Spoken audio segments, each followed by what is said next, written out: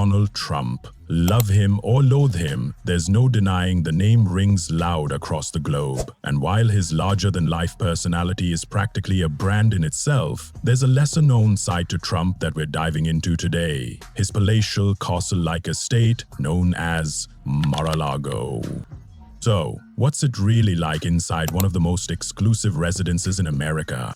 Sure, Trump has called the White House home, not to mention countless penthouses and lavish mansions, but none of them quite compare to Mar-a-Lago, a property that doesn't just reflect his opulent lifestyle, but practically defines it. Nestled in Palm Beach, Florida, this sprawling 128-room estate sits on 20 acres of prime waterfront real estate, stretching across the entire width of the island. Originally built in 1927 by serial heiress Marjorie Merriweather Post, it was designed as a luxurious escape and possibly even a presidential retreat. Fast forward to 1985 and Donald Trump picks up the property for a cool $5 million, a steal by today's standards. By 1995, Trump had transformed the historic mansion into an ultra-exclusive private club, styled like a European palace. He even dubbed it the Winter White House, a nod to Post's original vision for the estate. Thanks to Trump's over-the-top taste and relentless renovations, the property today boasts 58 bedrooms, 33 bathrooms, and a jaw-dropping estimated value between $200 million to $300 million. One of Trump's first bold moves after buying the estate, adding a 200-foot-long grand ballroom, dripping in $7 million worth of gold leaf.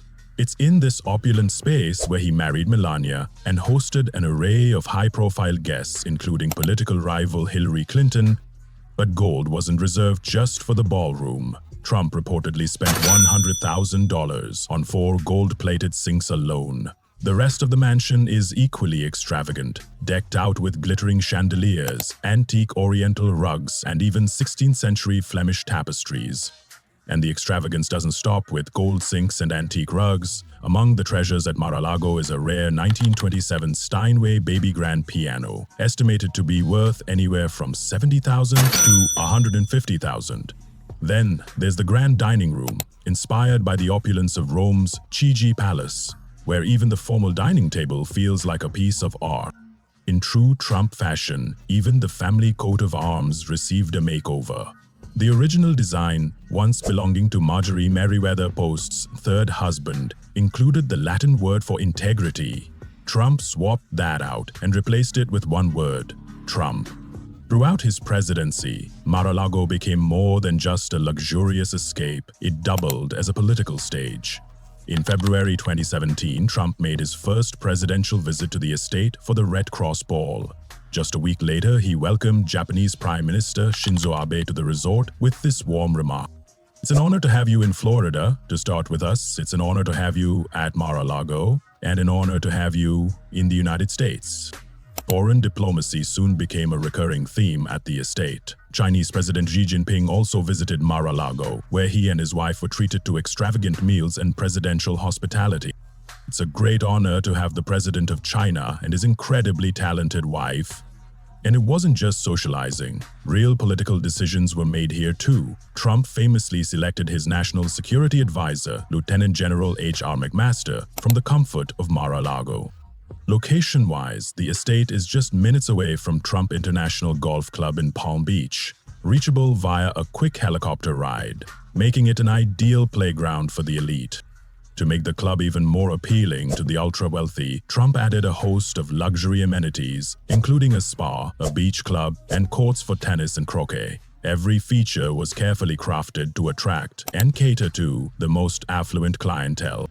Before taxes and before the mandatory $2,000 annual food minimum each member is required to spend, joining Mar-a-Lago came with a hefty price tag.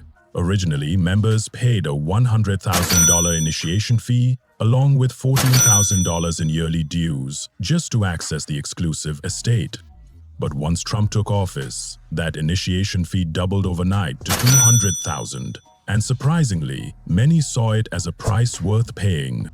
Since then, Mar-a-Lago has remained not just a status symbol, but a financial success. In 2014, the club generated around $15.6 million in revenue. Following Trump's election, that figure surged, bringing in $25.2 million in 2017 and settling at about $21.4 million by 2019. Members get plenty of perks for their money too, from access to private beaches, luxurious swimming pools, and elegant dining rooms, to exclusive lounges and event spaces, including the iconic gold-leafed ballroom. Mar-a-Lago isn't just a club, it's an experience. Of course, that luxury came at a cost, especially to taxpayers. According to the Government Accountability Office, Trump's trips to Mar-a-Lago cost the public at least $13.6 million in 2017 alone. Over the course of his presidency, total travel costs are estimated to have exceeded $60 million. Still, Trump's financial gain from Mar-a-Lago is undeniable, and it all began with a wildly advantageous deal. In 1985, he purchased the estate for just $5 million, about 10 times less than what was originally spent building it. And to truly understand the legacy of Mar-a-Lago, we need to rewind to its origin. The estate's first owner, Marjorie Merriweather Post, was once the richest woman in America. By the end of her life, her fortune was estimated at $200 million, which would be roughly $1.5 billion today when adjusted for inflation. She inherited her wealth after the death of her father, who founded the Post Cereal Company. Following his passing in 1914, she began designing her dream home, a vision of luxury inspired by old-world grandeur. Her plans included a vast library, exquisite artwork, gold finishes, and ornate architectural details. By the time construction was completed, she had invested close to $7 million into the property, equivalent to over $120 million today. Back in 1973, Marjorie Merriweather Post made a historic gesture. She offered Mar-a-Lago to the US government as a presidential retreat, envisioning it as a winter White House. The government initially accepted, but by 1981, the offer was rescinded. The reason? The staggering $1 million annual upkeep was deemed too expensive. Instead, the estate was designated a National Historic Landmark, preserving its legacy but placing tight restrictions on any future changes. Enter Donald Trump. According to reports, Trump had long had his eye on the estate. He initially made a generous offer, somewhere in the ballpark of $28 million, but because of the estate's protected status, his bid was rejected. Then, fortune favored him. In a turn of events that many still talk about, Trump managed to acquire Mar-a-Lago for just $5 million, which, adjusted for inflation, is around $12 million today. And for an additional $3 million, about $7.2 million today, he secured all of Post's original furnishings and antiques. Trump wasted no time. He dove headfirst into renovations, preserving Post's luxurious aesthetic while stamping his own flamboyant flair onto the estate. One infamous addition, a gold-framed portrait of himself, proudly displayed. For many, Mar-a-Lago remains a mysterious, near-mythical place. Unless you're a member or an invited guest, you'll never make it past the gates. With its long and storied past, the estate is believed to house hundreds, if not thousands, of priceless antiques, and just as many secrets. Some of those secrets were brought to light by Anthony Senecal, Trump's former butler and the estate's unofficial historian. According to Senecal, the library holds rare first editions and centuries-old books that could be worth a fortune, though, in his words, he's never actually seen any of the Trumps reading them. He also revealed that the Trump children were raised in a lavish, secluded wing of the mansion, shielded from public view but immersed in luxury.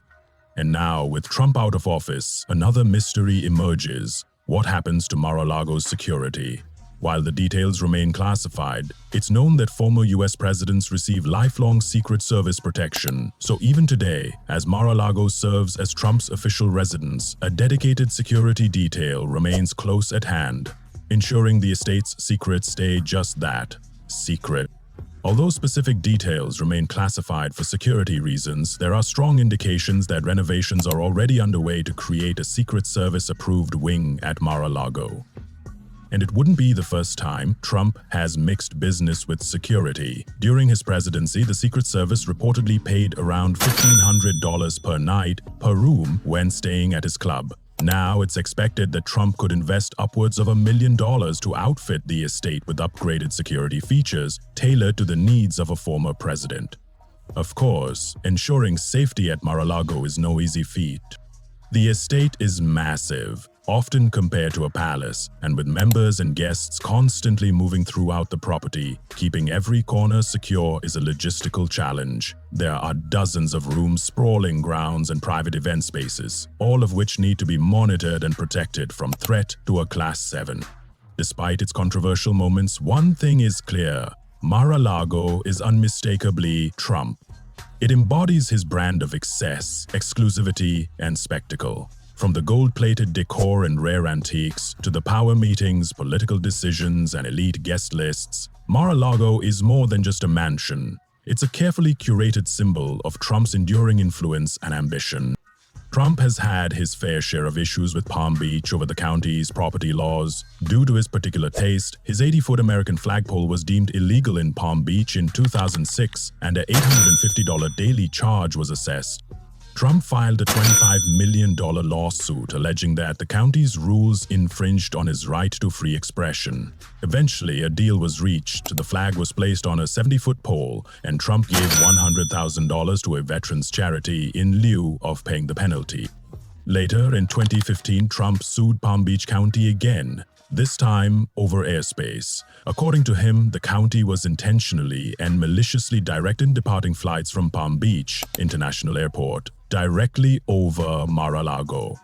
However, following the 2016 election, the lawsuit was abandoned. Mar-a-Lago may not always be rosy, but it's safe to say the luxury complex has captured the interest of Americans with its lavish furnishings and even more lavish membership fees. It's difficult to predict whether the club's revenue will rise or fall in the wake of the election. Trump is reputed to be quite involved in the club's operations, constantly seeking feedback from patrons on what they like and what staff could improve. It's conceivable that his return to the club may enhance its offerings even further and draw additional visitors curious about joining a club owned by a former American president who also resides there. There is no doubt that Trump got a good deal on this historic estate, and there are probably even more mysteries and priceless items hidden behind its doors that we may never know about. Clearly, there are quite a few reasons to want to join the Mar-a-Lago Club. Do share yours, and if you enjoyed this piece, hurry and click one of the videos on the screen right now.